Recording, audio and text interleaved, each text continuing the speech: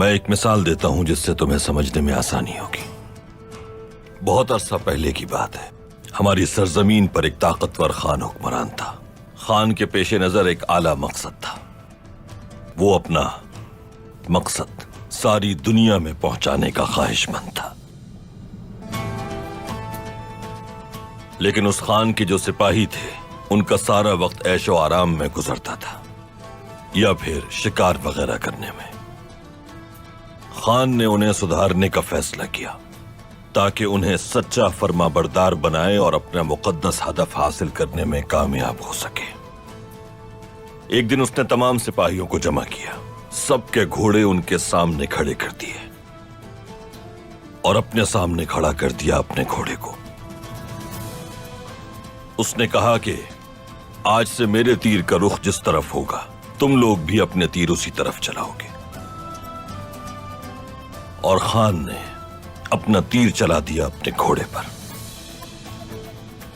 تمام سپاہی حیران رہ گئے، وہ سب پریشان ہو گئے کہ آخر کیسے وہ اپنے قیمتی گھوڑے اپنے ہاتھوں سے مار سکتے ہیں۔ یہ کرنا بہت مشکل تھا ان کے لیے، کیونکہ گھوڑے ان کے لیے ایک قیمتی سرمایہ تھے۔ کچھ نے اس حکم کو مانتے ہوئے تیر چلا دیے، لیکن کچھ سپاہی ایسے بھی تھے جنہوں نے اپنے گھوڑوں کو نہیں مارا۔ خان نے ان تمام سپاہیوں کا سر قلم کر دیا جنہوں نے تیر نہیں چلائے۔ خان نے مزید چند بار اس عمل کو دہرایا۔ اس کے بعد جو سپاہی بچے وہ سب مکمل وفادار اور اس خان کے اطاعت گزار سپاہی تھے۔ خان جہاں کہیں بھی تیر چلاتا وہ بھی اپنا تیر بغیر ہچکچاہٹ کے وہیں چلا دیتے، اور اس طرح ایک ایسا لشکر وجود میں آیا جو اپنے سردار کا اطاعت گزار تھا۔ عظیم خان نے بہت سے علاقے اپنے لشکر کے ساتھ فتح کیے۔ وہ جتنا آگے بڑھتا گیا اپنا مقدس مقصد حاصل کرتا گیا۔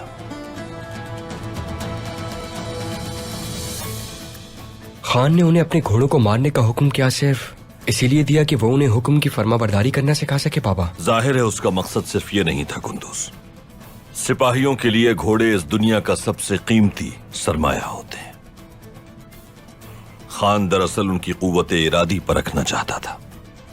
جب انہوں نے اپنے گھوڑوں کو نشانہ بنایا تو سردار کے حکم کو فوقیت دی اپنے گھوڑوں پر، نفس کو قربان کر دیا اور مقدس مقصد کی خاطر خوشی سے وقف کر دی اپنی زندگی۔ بہادر کا سرمایہ صرف اس کا مقدس ہدف ہوتا ہے بیٹا۔ وہی چل سکتا ہے اس راستے پر جسے پرواہ نہ ہو دنیا کے عیش و آرام کی، دولت کو بھول جائے، مقام کو بھول جائے، اختیار کو بھول جائے، صرف اپنا مقدس مقصد پیش نظر رکھے اور خود کو وقف کر دے اس کے لیے۔